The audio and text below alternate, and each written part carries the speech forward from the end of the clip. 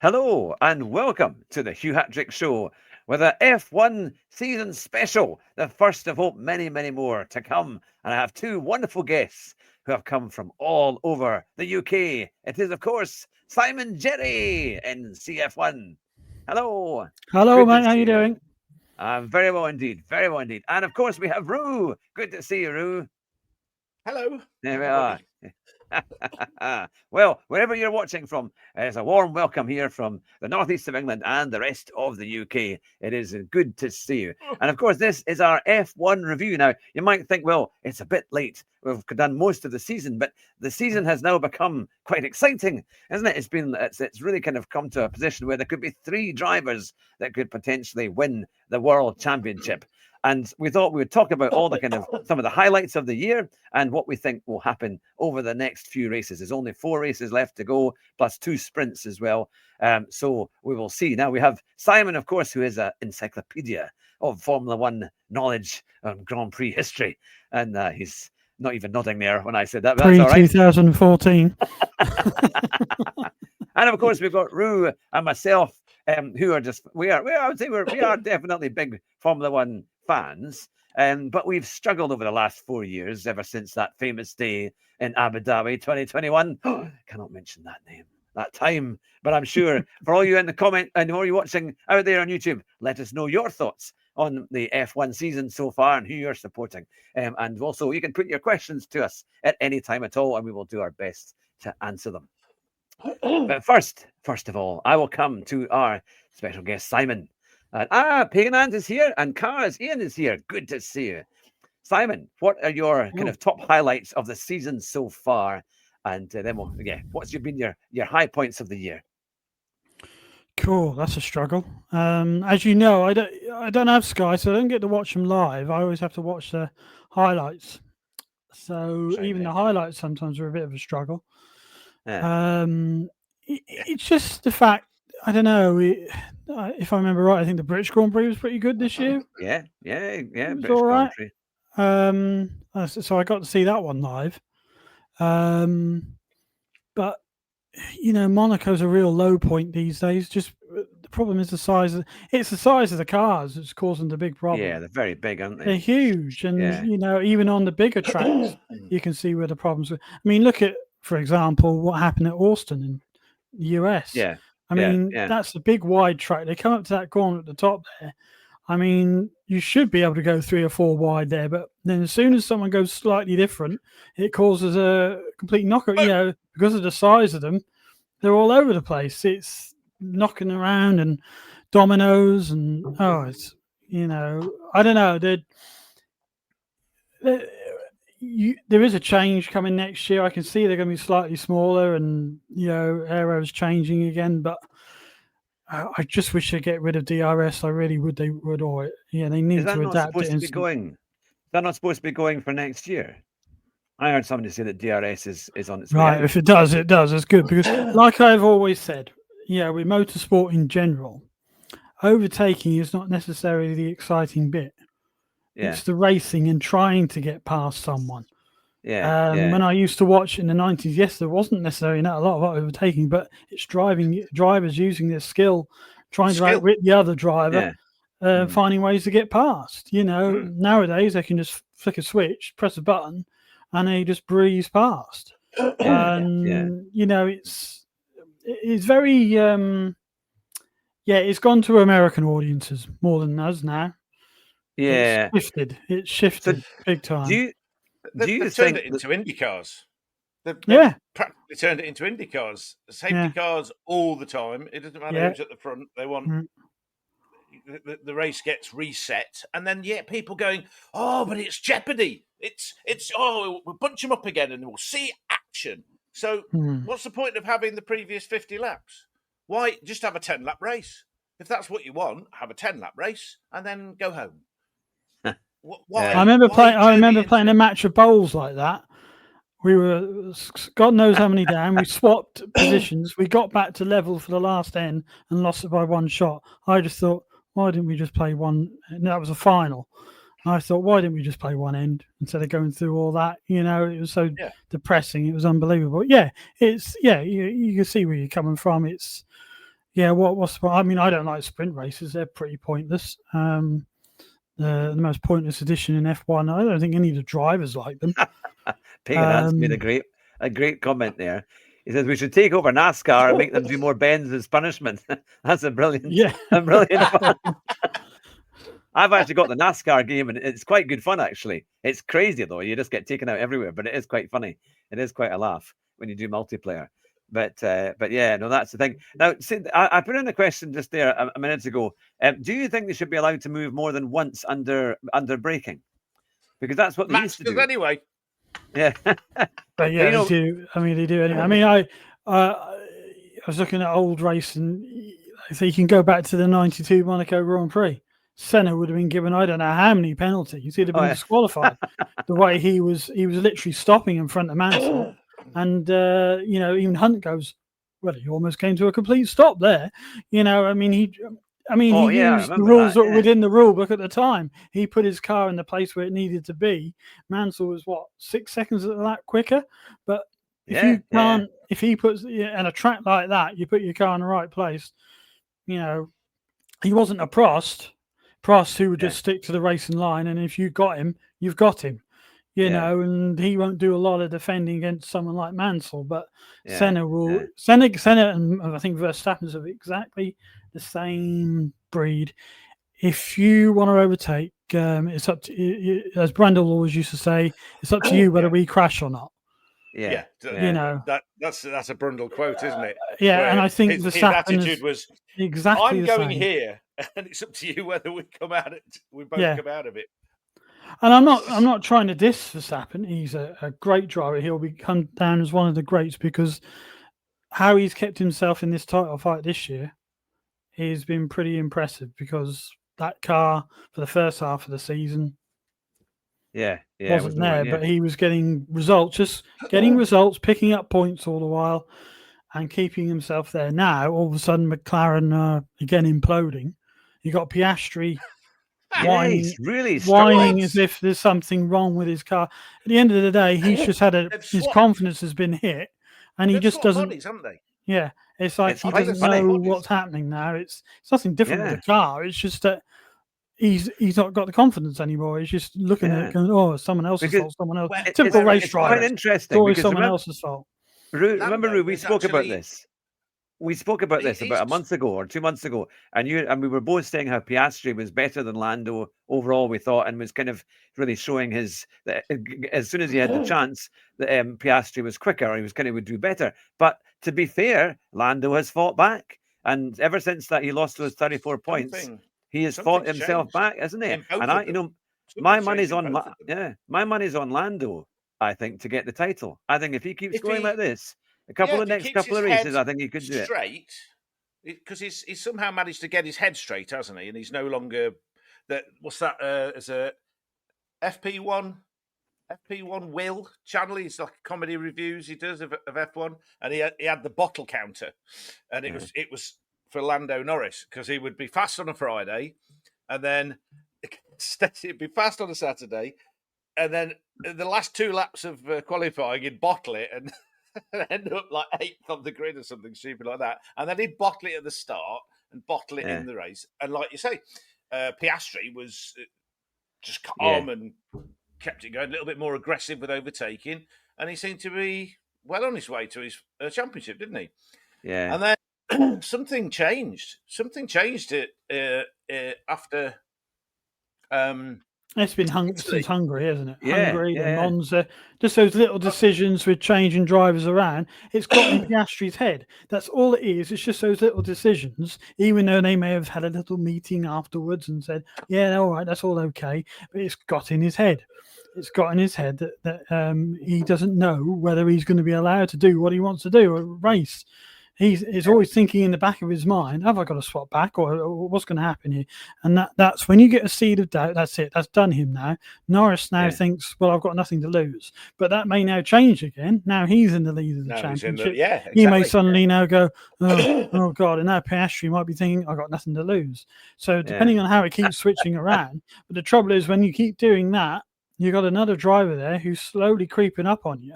Because one driver's not given priority. Now, no matter what, we all want never that to happen. But usually in F1, a team will decide by the halfway point of the season if a driver has got a good clear gap, if they're fighting for the title, they then they concentrate on that driver. Now, if we go by what it is today, was about 10 races, 10, 11 races is the halfway point. Piastri had a good, healthy lead.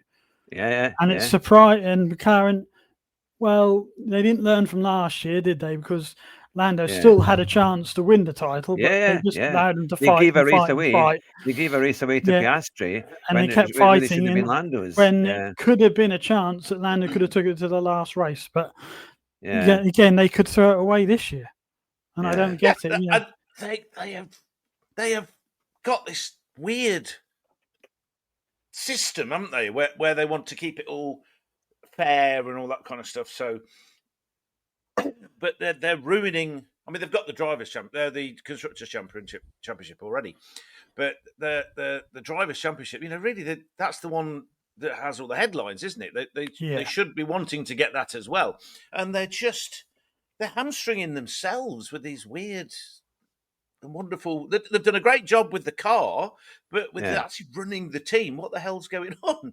It's crazy. It's absolutely cool. And then, of course, along comes Mad Max. Who's? I mean, I know the guy's a nutter on the track and does some dodgy moves, but my goodness, he's so reliable. He just once he gets out there, it's just, as you see, he never makes mistakes. Hardly ever makes mistakes at all. Once he's so reliable and on form. Yeah, it's quite a. I mean, he thinks he does. Was it the last race or the one before where he was saying, "Well, I made some mistakes and this happened and that happened, so I couldn't catch up." And I'm thinking, where? I didn't see them. Yeah. To him, a mistake is like he loses the 10. That's the difference between a 3-time world champion and other drivers who will never be a champion. Yeah. It's just Ian has said he thinks that Max will win both races this weekend. Now, I'm watching a video earlier by Kyle Illman, who's one of the photographers for F1. And he's got a big F1 channel, actually. It's quite interesting, an Australian chap. And he reckons that Max will have a very strong chance this weekend, especially if it's wet, because he won from 17th on the grid last year. But he did say that the McLarens were better this year than they were last year. So it might be a bit closer. And he reckoned that Lando would be second and Piastri might be third or fourth, depending on the recent form. So it's going to be interesting. But then the next race, which I think is Vegas, after that, it's the Vegas Grand Prix, he reckons that Lando will be very strong there. So that could be an interesting one as well. Yeah. But it's funny though that I mean, we all know that when someone becomes world champion, they tend to take the number one spot in the media coverage as well, aren't they? Because they're always kind of there. But I don't think Max has been as loud as I thought he would be. In terms of he is quite. They don't kind of follow him as much as they maybe did with Lewis Hamilton when he won, when he was going through those numbers of victories. Maybe perhaps because it was more controversial the way that Max got his first. But I mean, although I will say that Lewis Hamilton's, I think his kind of what we call it, his kind of following maybe isn't as strong as it was.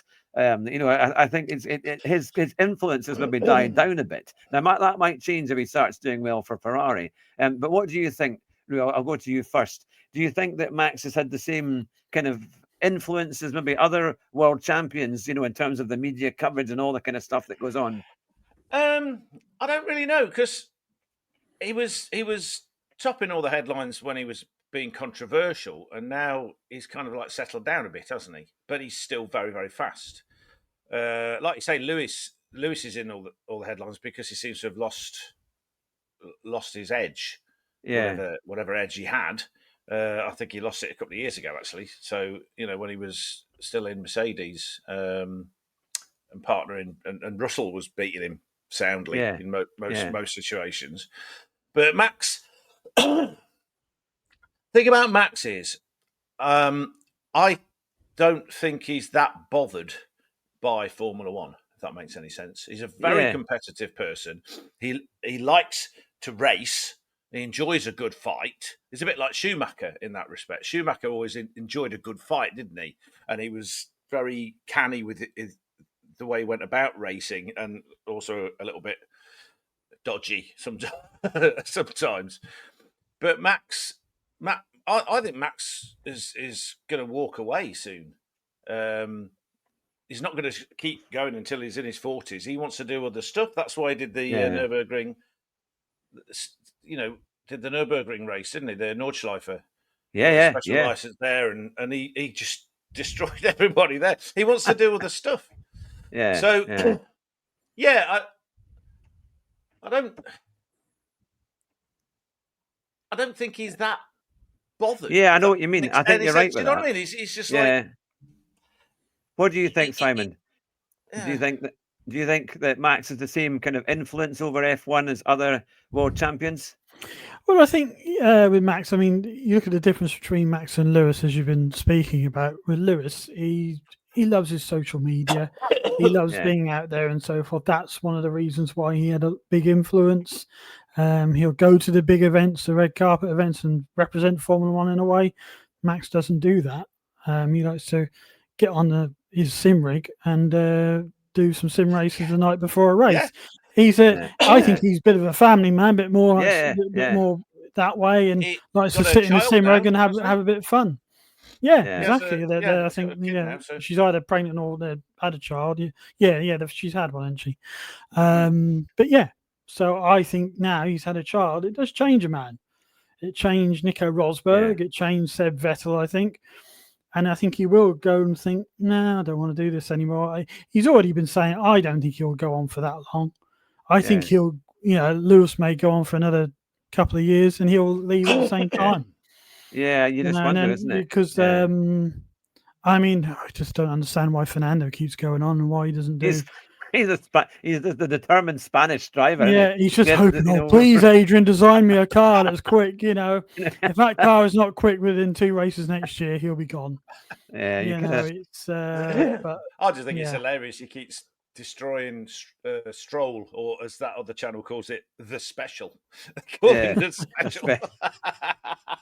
I know he does crash into people. Poor old Stroll. I mean, you can't help but go into folk, and even when he's being lapped, causing all sorts of issues. It's kind of like the old De Cesaris type kind of incidents of things happening, and he keeps going, isn't it? That it's quite a thing. I do laugh because when I watch Kyle Illman on YouTube, and he does all the pictures for Formula One, and he also and then he does his kind of descriptions and kind of writes up the races as well. And he always has Hamilton in his outfits that are not obviously when he's in his race suit, and he wears these kind of ridiculous outfits that are obviously pure fashion type things. But everything he's worn over the last number of years when he comes to the Grand Prix.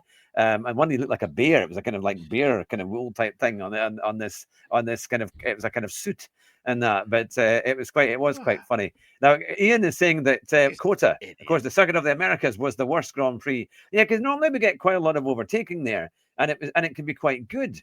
I remember some very close races with Lewis in the past and the Mercedes.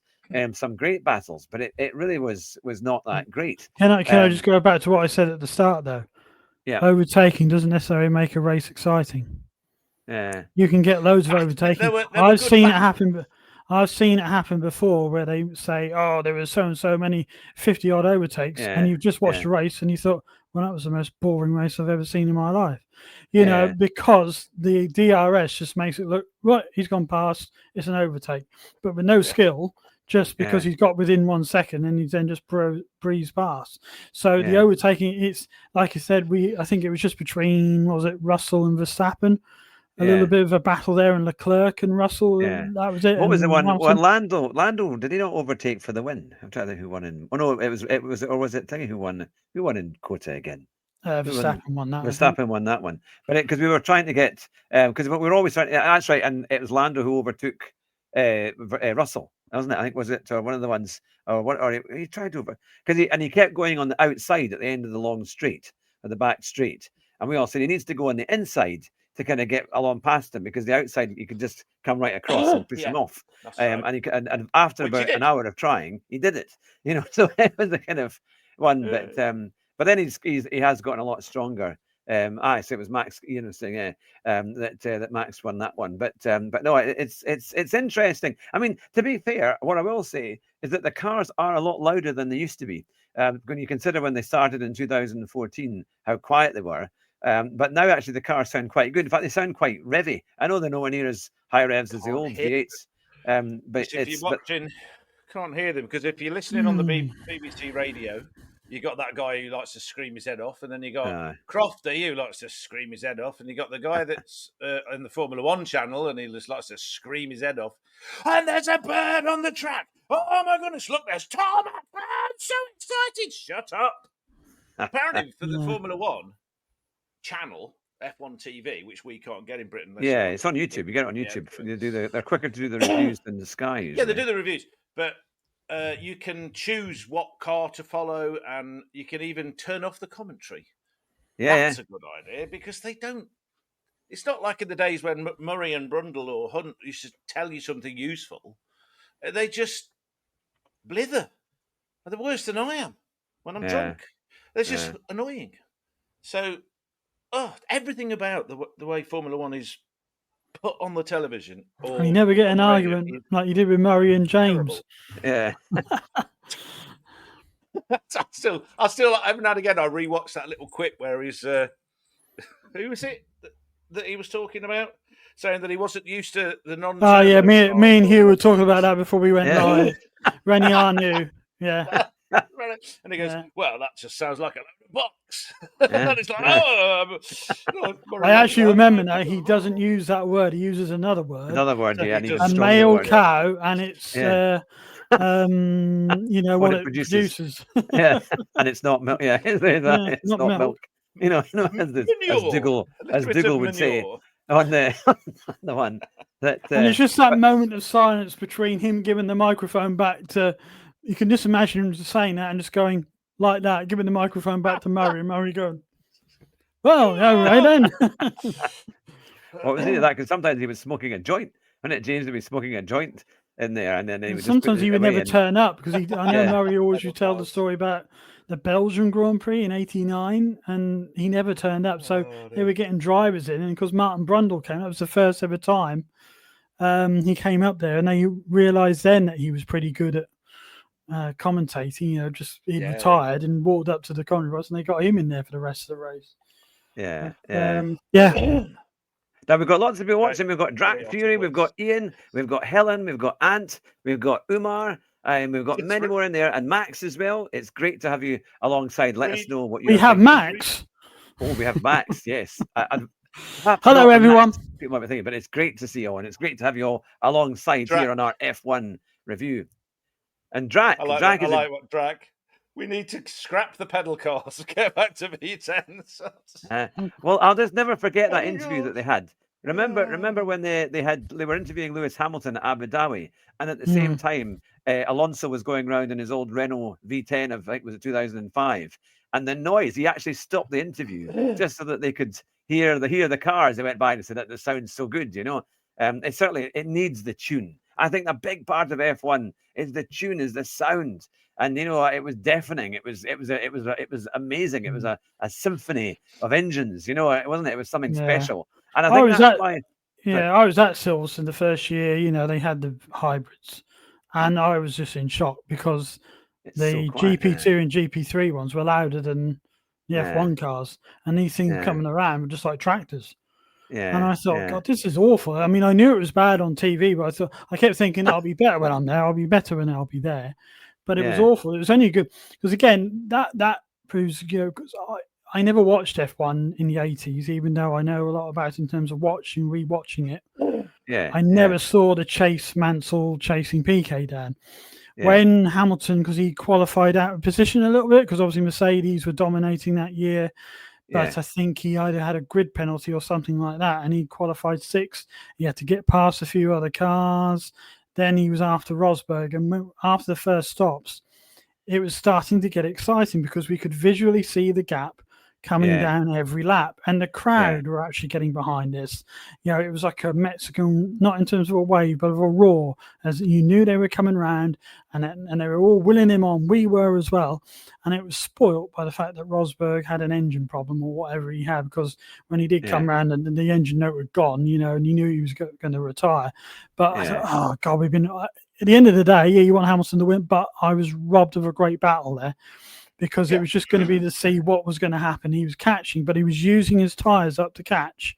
So I don't think he had long. Was Rosberg going to be as strong with him as Hamilton was with Rosberg at Bahrain that year, at stopping him getting by? So we were sort of robbed. I thought I was really going to see a Mansell Piquet sort of modern version, but didn't get quite to see it. But just for that brief, about 7 or 8 laps, we were all, like you say, I was physically counting the seconds as he was coming back, the gap in between the two, and I was going, oh God, he's getting. I was my dad next to me. I say, that's one more second. That's 2 seconds. He's caught up more than that. But but the only disappointing thing was the engine noise, and it never got better. The last year I went was 2019. It never got better. The noises were always quite quiet because they found that I was at Silverstone last year, and it was in the wet on the Saturday, and they had the Mercedes car of that year going round, and it looked phenomenal. I mean, the speed was incredible. It just zipped by. I did a short, and I could barely keep my camera as it went past. I saw it the following day. You were there on the Saturday, weren't you? And I was there on the Sunday. Yeah. You had the wet day, and I had a dry day. But when I see them, they just don't excite me. But when I saw my 90s cars come out and going around, there was a Williams. It was Villeneuve's from 97, I think.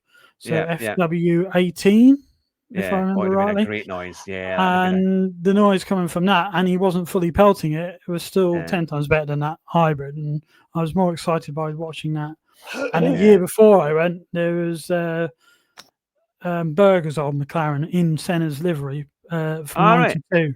So a V12 engine. So seeing the V12 engine go around. V12 Honda. 92. So he was giving it a bit of welly as well. He was getting more and more confident as each lap went on.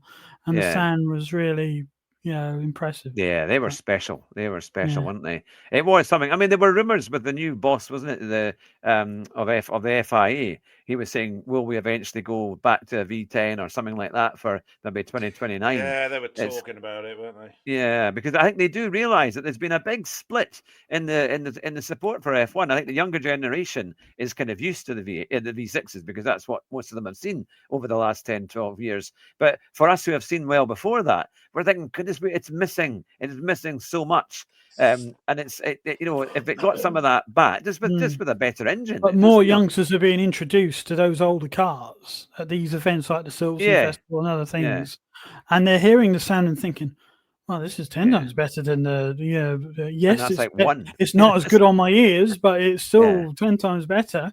Whether it'll happen, I don't know. But also, car manufacturers are now, some of them, going the other way. They're not. They don't want to produce electric cars now. They're going back to combustion engines. So Alfa Romeo, after promising they were going to go full electric, now in their Stelvio have brought back the diesel because they did a petrol hybrid and they were going to do an electric, but I think they've had to abandon ship on that. And I noticed you could lease a new one with a 2.2 turbo diesel. It's actually more expensive to lease a Stelvio, which is about 50 grand, than a brand new Land Rover Defender, which is about £600 a month. And that was about £800 a month.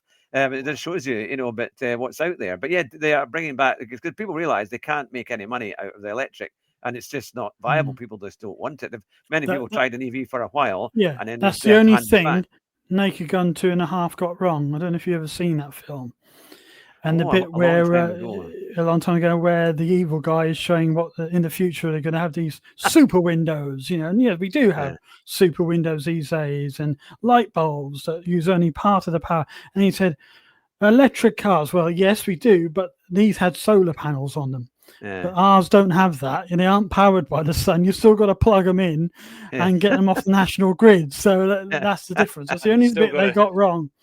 Dig up all of the minerals, and you still got to produce them things. And the depreciation. Get rid of them afterwards. And it's all toxic. Yeah, I watched the Jeff Buys Cars video recently, and they were doing depreciation on a Volkswagen. Is it the Caddy van? Or no, it's not the Caddy. It's the other one. The Transporter. There was the Transporter van that they had, and you could buy a new Transporter van diesel for about 33 grand, and the electric was about 48 or something, or 45,000. And after 3 years, with about 22,000 miles, it was worth 8,000 at auction. They could barely get 8,500 at auction, and the Transporter diesel was worth about 28. You know, I mean, it's got incredibly low depreciation for a van. And people can't sell them. You know, when they buy them, they can't sell them afterwards. They can't get rid of them. It was astonishing. But at least we know that where he's going through he's going through that Facebook. There's a sort of an electrics keep burning Facebook group or something, and he's one video he did a couple of weeks ago where he's going through all these people talking about their fantastic electric cars. One was a photograph of some, I can't remember what it was, some 12 stops to London from. Well, no, this one was on the 12 days to London. This one was on the back of a low loader for the 8th time. He's had it a year. Oh goodness! And it's on the back, going back to be fixed again for the 8th time, and he doesn't know what's going to happen when it runs out of warranty because it's ridiculous amount of money. It's spoiled. Yeah, it's. I feel for the manufacturers because like companies like Fiat and Alfa, they made good sports cars. Fiat made great cheap cars, but you can't make money out of cheap cars anymore because of all these electric regulations. And it's the same in F1. You're not really getting the small teams anymore because they've got they have to have a big budget. You've got to go, so many regulations. It's getting very stringent. Although I think this idea that F1 is trying to be sustainable and all, using these sustainable fuels because they're actually really dodgy. I mean, the amount of money and energy it takes to create these things is quite something. And it's Formula One. It's not supposed to be. I mean, it's supposed to be efficient. Meanwhile, they've got 500 trucks and airplanes all over the world taking them everywhere. Try and do it. We're not fooled by this. Yeah. Are they on sustainable fuels? Let's hope the planes aren't. But it's kind of yes, we want it to be the best. It's expensive. But it's insane technology that eventually kind of trickles down into our cars, and it's like that's what makes it so amazing. And they've just tried to fool us with. Well, they portray these sustainable fuels as sustainable, but they have to grow the carbohydrate to turn into a fuel. Whatever it is, and then that takes energy as well, the chemistry of it and all that kind of stuff. And when they're growing these things, it's like any farm. They're not. It doesn't promote nature. It promotes a monoculture in a massive field, and then that has to be transported to a chemical plant to be turned into something. Then that has to be and it's just a joke. That it's the same with electric cars. They keep saying, "Oh, it's going to save the environment." It does no such thing. Yeah, there's no such thing. It's worse. So, similarly, you're supposed to have done 80,000 miles on an electric car before it has any chance I wouldn't of say being... I wouldn't say it was worse. It's just as bad in a different way. Yeah, and you can't recycle them. It's very difficult to recycle them. In a different way. No matter which way we go. I mean, like I remember reading something, or I watched something about the Japanese back in the 1920s worked out how to run cars on water. Yeah. You could do it by seawater, and everything. But we never, because no one can make money out of that. So they never went with that technology. Keep with the oil, because people can make money with oil or whatever, with electric and so forth. Even with electric, we're not saving loads and loads of money. We're still paying for it. I mean, you see people, businesses putting solar panels on their roofs, on houses. It'll pay back after some. Yeah, but the initial outlay is so much. Take 10, 15, it's going to take, God knows, your business might go under by the time. And how long do these things last? I mean, for example, on the property I live, we have a solar panel. It's run by an oil boiler. It's like a type of oil that goes through these pipes. But it's gone wrong. The oil's gone wrong, in the sense it's got stuck somewhere. But that technology, the company, the chap who came to service the boiler the other day in terms of normal boiler, he said the company that for spare parts for your solar panel, they went bust. So we can't get the spare parts anymore. He said there's you're wrong next door, and there's one and a couple down for you as well that's gone wrong. And we've got loads in a town a little way from us, loads of them gone on there, and there's only 2 of us who know anything about them, but we can't do anything about it. He said, so they'll just sit there. He said, we've had one house replace it with an electric one, which works by electric power come from the ground or whatever, feeding it up that way. And through the like a heat pump. Like a heat pump sort of thing. But this is already old technology. It's defunct. Yeah. Well, Well, a lot of the companies went bust when they gave the money to, because there was all so much money available for kind of green contracts. And of course, it was unproven technology and it wasn't really, a lot of the time it was dodgy. And it was mates of MPs getting the contracts to do your insulation in your loft. And it was like dodgy MPs. No. I will avoid that. I will avoid that. Sorry. That I know what is quite good though. They're all doing it. I don't care what party they're in. They all do it. Look at them. Although what was quite funny was that at Miami, I think it was Miami last year, where Lando won. He met Trump. Trump came along to see him before the start, and then he ended up going off to win the Grand Prix. So that was quite good, at least because nowadays, I mean, the British. I don't know if the Prime Minister would you think Starmer would go to the British Grand Prix. To say, to kind of, to do that. I could see Farage doing it, but I couldn't see Starmer doing that because he's got no pride to get booed off. I mean, it's that's right. It was a thing, but it's like in some countries they have a much stronger. You can see the countries kind of behind it and wanting to support, like Brazil and these other places. There's such an incredible, enthusiastic crowd of people watching. It's like I love the Mexican Grand Prix in that terms of because the crowd there, the arena at Mexico looks amazing. When they finish the race and they have that incredible. Mexico, they do it just at the right time. That the night of the dead, isn't it? When they celebrate that, it's a big festival going on at the same time. And they think, right, let's go to the Grand Prix as well. So I think that sort of mixes in all at the same time. They know when to host it. It seems to be perfect for it. So it does seem to have atmosphere. It definitely Mexican Grand Prix definitely. Got it's very clever with that stadium how they done it. I mean, it was an awful corner, wasn't it? The Peraltada. How bumpy it was and dangerous, really. That's where Mansell overtook Berger on the outside. I mean, we're never going to get that again, are we? But also, Senna had an RC crash there. Yeah, went upside down. You always thought that maybe one day something bad could happen there, and how bumpy it was. So, but I mean, what they turned it into in that sort of Colosseum as such. It's a shame it's such a tight, awkward bit where nothing really happens in the sense of cars are like, the track is about as wide as the car, and they're just. So slow, they might just spin round because there's no grip.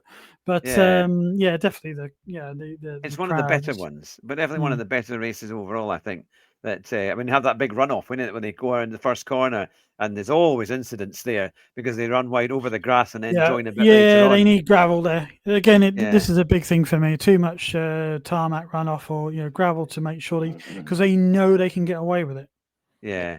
And it was, to be fair, I know Lewis got that penalty, but he didn't slow down. He cut such a lot when he came back on, and he was so far ahead that he really should have slowed down and at least made an effort to kind of. If he'd have made an effort and said, right, I'll give the place back or do something, he wouldn't have got a penalty. But you got to think sometimes: do I risk a penalty and lose a lot, or do I just give one place back and not get the penalty? Use your common sense. Because Leclerc pushed it. Ferrari should be on the radio going, "What's he got to do to not get a penalty?" That's all they got to say to the FIA at the time or the stewards. What's he got to do? Because he obviously couldn't slow down, physically couldn't because the cars like that. What do you want to do? You want to give us a place back? Or what do you want to do without getting a full penalty? And they would probably say, just give the place back. And then he would have been able to continue on his way. But it's all right saying, I couldn't stop. Well, unfortunately, you have cut right across. And but you look at it, it's a stupid way of trying to keep, how you're supposed to keep those wide cars when they're not. I think there, isn't it? There should be a tarmac strip, maybe halfway through, so that and it was a very narrow bit when you saw where they were supposed to go. It looked like a footpath rather than an actual. I couldn't see how a car was going to go through. Yeah. Because obviously I was watching the highlights and I'd already heard that he got a penalty, and I thought, this is what he's got a penalty for, isn't it? And I thought, Verstappen's clearly gone across the chicane. At the start of the race, what happened at the start and everything, and no one's got a penalty there. It's you don't mind these rules if they're consistently put down for everyone, but if you're going to say one thing, because it's on this corner, well, you gain more on that first corner than you do on that corner, in my opinion, because the corner that Hamilton went off on gained probably less than what other drivers did on the first. And Leclerc, he had a huge advantage, and they never really pushed on him. Nope. But he did a very dodgy move. I mean, Hamilton was coming up, and I think we would have gone into second place. He was right up there, but he kind of gave way to Leclerc on that, and then Leclerc took that huge advantage by cutting across. It was quite interesting. Do you think? And this is my hunch, and it is just a hunch. But I think Ferrari could be very strong next year. I think maybe they've got that little. Maybe it's the Americans have decided it's Ferrari's time to dominate next year and reset everything. So it's you're just going to wonder. It seems to go in different teams, doesn't it? That I just wonder whether that Ferrari might be a bit better. It's getting a little bit closer. Stephen Scott, good, Scott. It's good to see you. That he's watching. He's been lurking there in the background. Let us know your thoughts, Scotty. It's good to see you. That we're talking all things F1 and a good bit more as well. But I think that Ferrari could be quite good because they tend. I think with Hamilton there, his influence must be pretty strong, and he is good at getting cars on his side or getting teams on his side. So you kind of wonder, will it be? He did it very well at Mercedes. He made a very good move to Mercedes when a lot of people thought it wouldn't work. But he did it and he pulled it off. He had the right. Difference is he had Brawn, Nicky Lauda. That's true.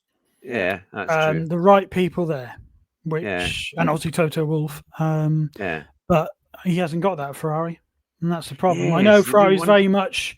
They like to keep it in-house, Italia and so forth, because obviously in the days when John Barnard used to have those 2 spells with them, he never liked going to Italy, did he? He liked to have his workshop or his base in England. Yes, he designed good cars for them, but that generally didn't work very well, and it never did sort of settle. That they're very protective, aren't they, over their heritage, and don't like other people coming in, except for when Schumacher obviously probably went and said, I'm only coming if I can bring Ross Brawn. What's the other chap's name?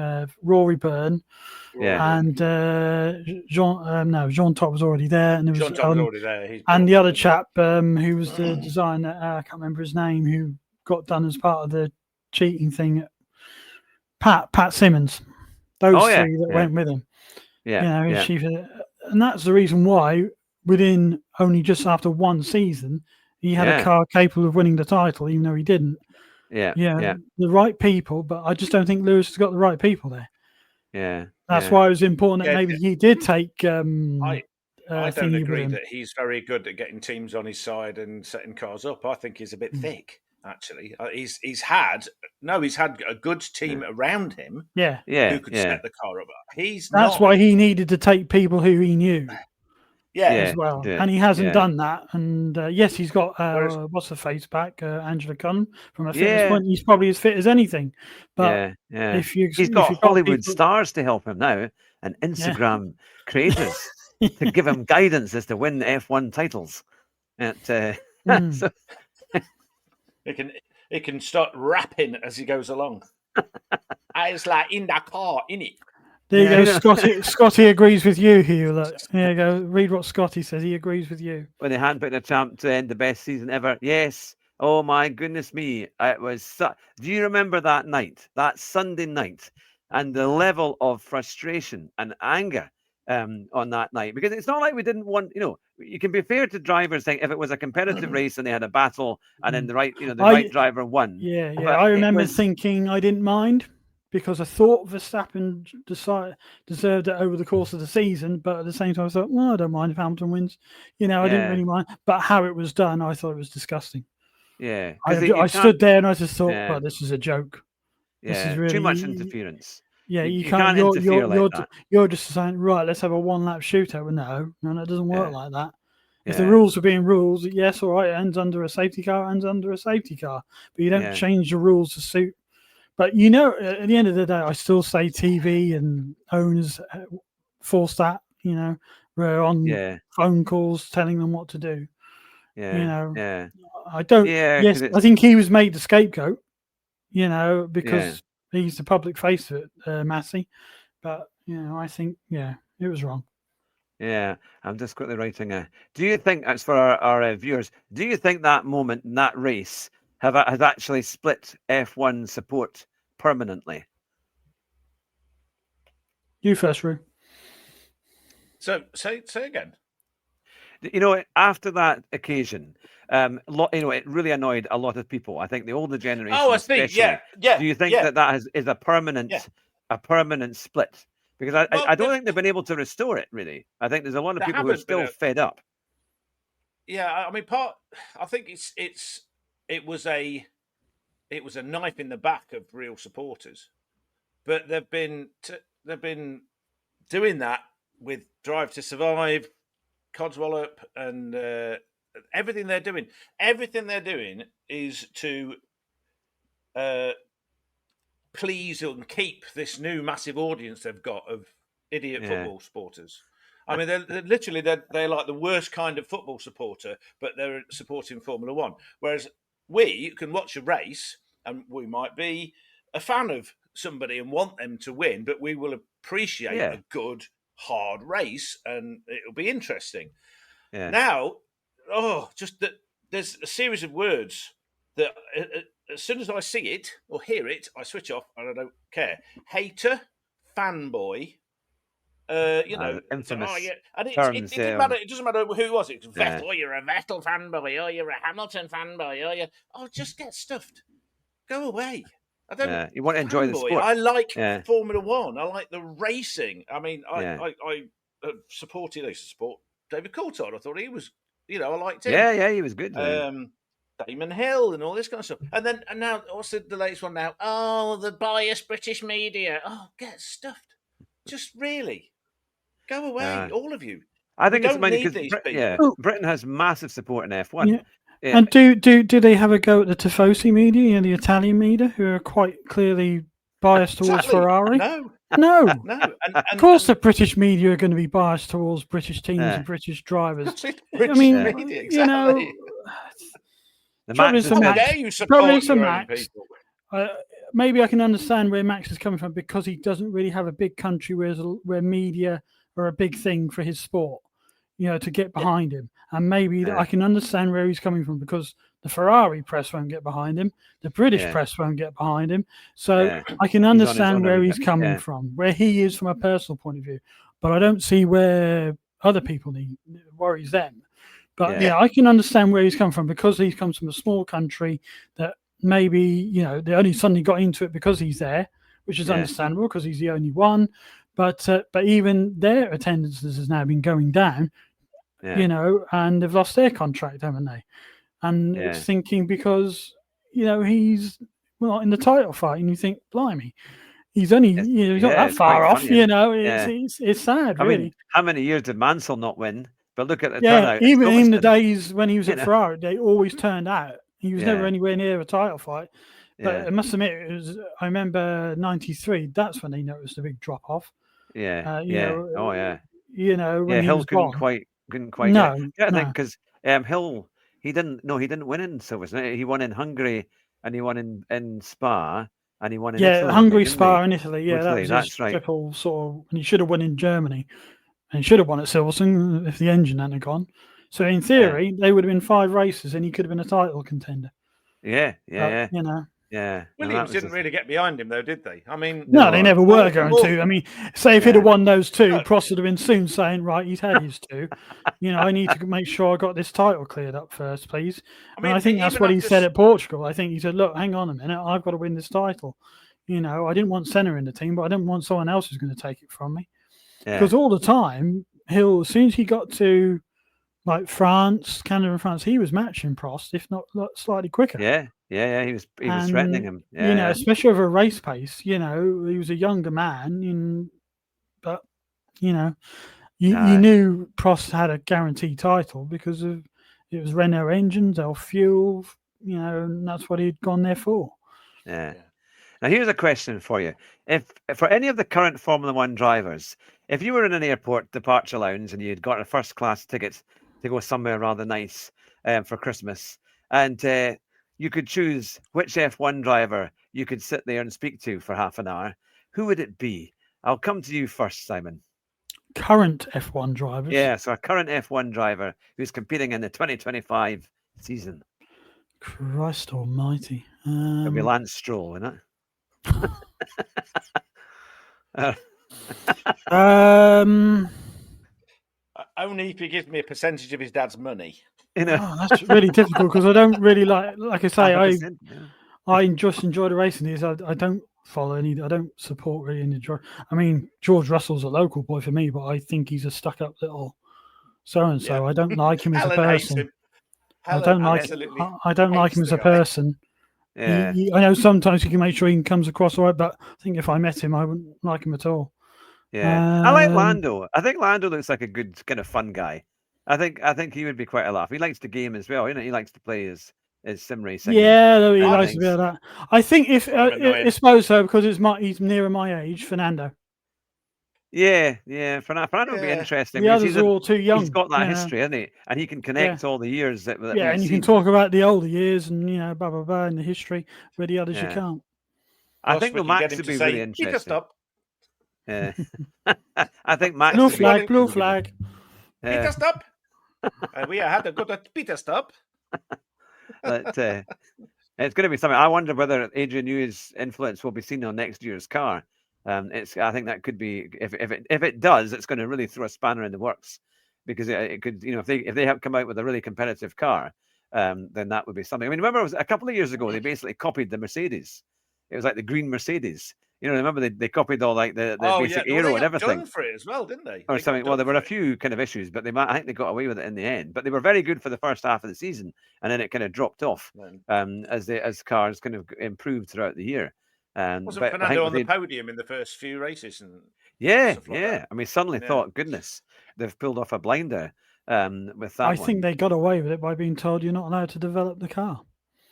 Probably. I would say. I should think Mercedes said, "Look, we'll let you get away with it, but you don't know how to develop it. So make sure we catch up and go ahead of you," because that sort of explains the tail off. Disappearing from because they literally went to the back of the grid. They were like fighting for 12th and 13th, weren't they? Compared to I would have done it halfway through the season. I would have copied the Red Bull car and come up with a new update. Yeah, so it's like.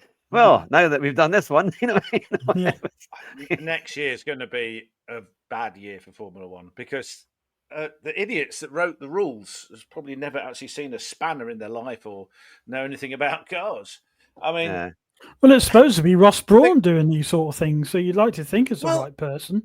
I know, but I don't think he's the one that went right. We're going to have it. 50% of the power is going to come from the battery, which will run out halfway down a straight. That will be fun. Yeah, it'll be interesting. Yeah, what they've been talking. Yeah, I know what you mean with that. They've had to design the control systems in such a way that it reduces the power as it runs out, like over 7 seconds, so you don't suddenly brake test the guy behind it. Imagine someone slipstreaming and suddenly go bang because they got no power left. Well, it's a bit like what happened 30 mile an hour. Like what happened with Nico Rosberg and Hamilton at Spain that year when they he suddenly caught up in it. He did suddenly, his energy harvesting light started flashing. Obviously, Hamilton had a great run on him, but obviously Rosberg blocked him. Hamilton had nowhere to go. But that's what causes the issue, isn't it? That sudden overspeed, and you haven't got time to react. Yeah. And it's going to be, but they're going to be losing something like 20, 30 mile an hour. A lot. It's not a small change, So, just why? And they're so heavy. Yeah. The trucks. And we've got Cadillac as well coming in, haven't they? Cadillac's coming in. And Audi. Audi's coming in next year, where it's taking over Sauber, and then Cadillac the year after. Well, I can't remember a time when a new engine manufacturer came into F1 and was successful straight away. Yeah. Look at Honda when they came back. Yeah. It took them ages to get around. How many years failed with McLaren? It wasn't until they went with what was it, Toro Rosso or whatever they were called. Oh, they went to Red Bull. Yeah, well, Braun were using Mercedes engines, weren't they? They because Honda sold it for £1. Yeah.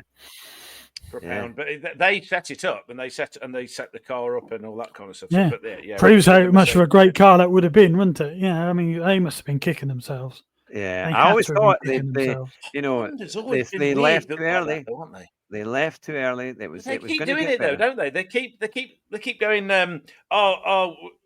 Yes, we're committed to Formula One now, and then we don't want to do it anymore. then like a year later or 2 years later, they go, we should go back. Well, why did you leave? What the hell? It was like that with 92 in Senna, McLaren. The only mistake they made was because they went to V12. They stuck with V10s and just kept developing that. They would have been probably up there with Renault. But because they went for a heavier engine, and a V12 which wasn't producing the power weight ratio that was competitive enough, and that was the problem. Yeah, and then '93 they went to V8s, and look what Senna did with a Ford V8. Yeah, a Ford V8. I mean, it's incredible. But I have to remember, because I was at that race at Donington in '93, and when they did, I knew he was going to say that in the stream. That was on my bingo card. He was going to mention he was at Donington in 1993. It's the only one I can, so I have to reiterate that. But I wish I was there, mate. I tell you, even though I would have been absolutely freezing. I wouldn't have liked that. Being 12 years old, I was only 11 actually. I wasn't quite 12, but I wouldn't have been happy that day. Birthday. And I remember it because even the warm up lap was so loud, you had to put your hands to your ears when the Renaults went past, when the V10s went past. But the only car that had this melody of sound that was, I mean, it was lovely to hear. The other cars were good to hear, but they were kind of harder. They were kind of edgier sound, especially the Renault V10s. But the V12 Ferrari, it was just an incredible sound. It was much easier on your ears. Really? No. I mean, I remember Silverstone the year before. I was we were standing at Maggots.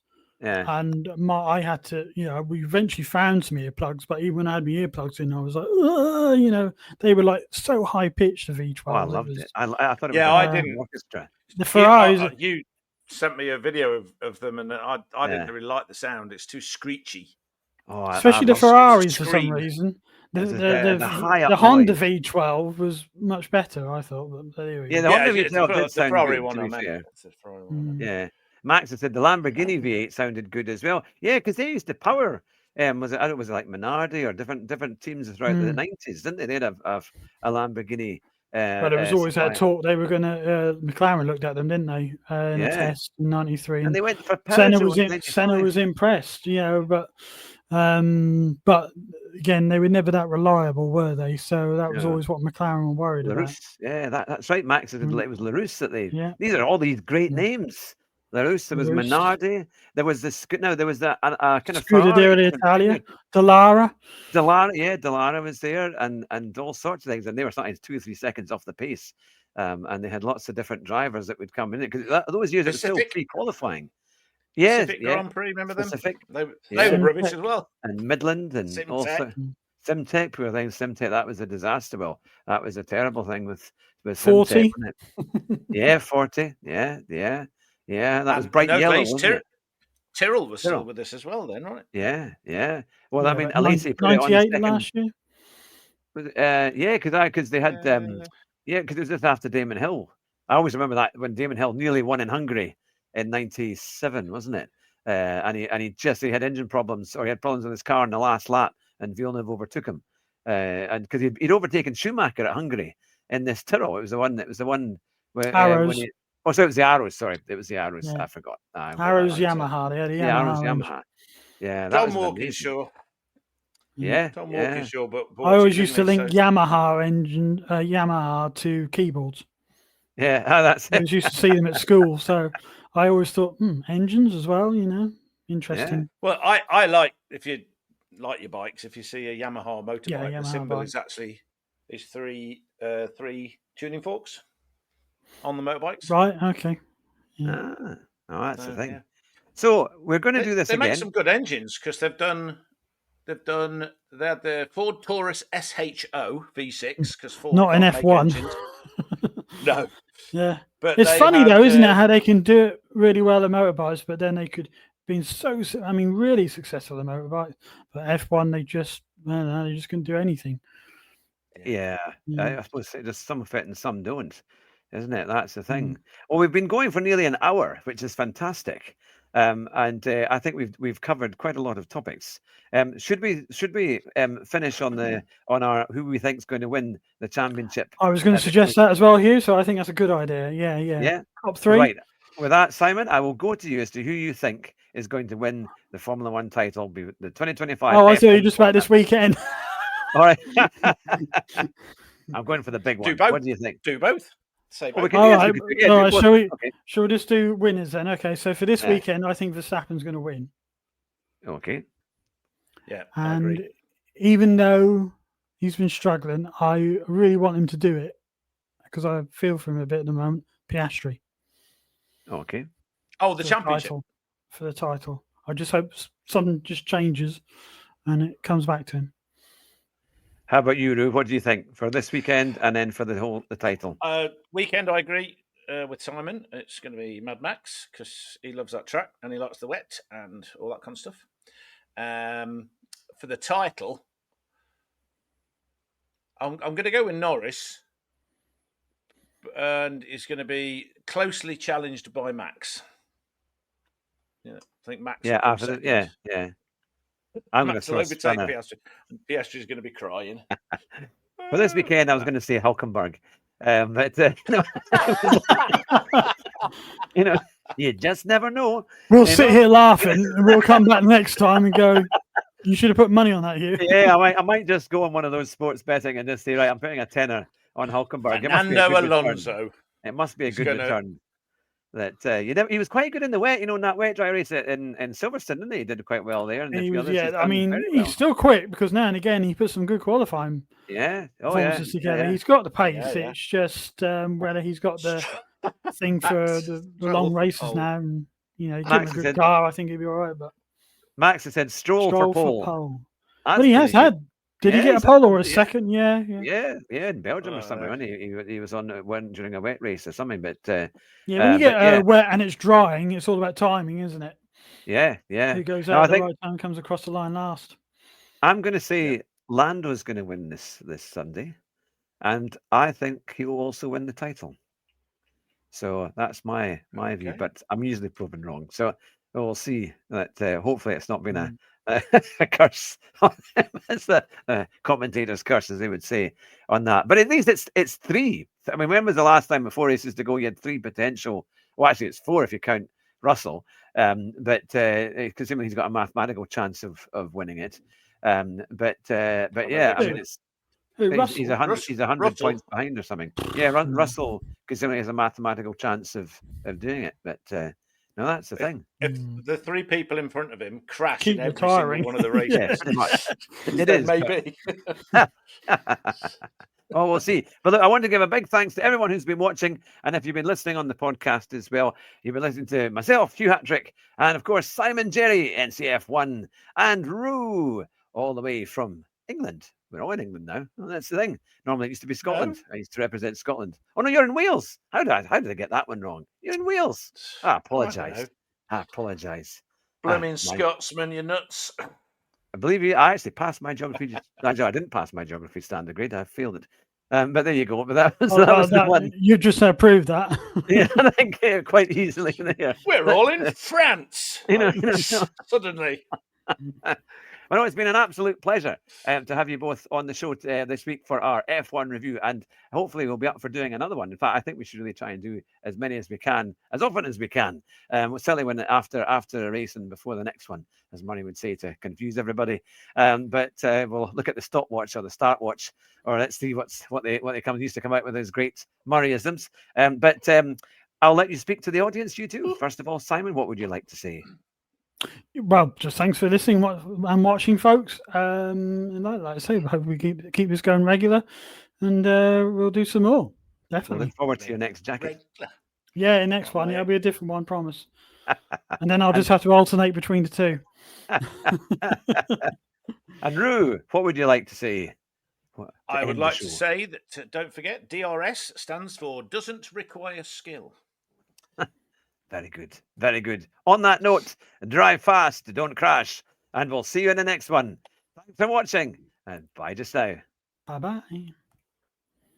Ta-da!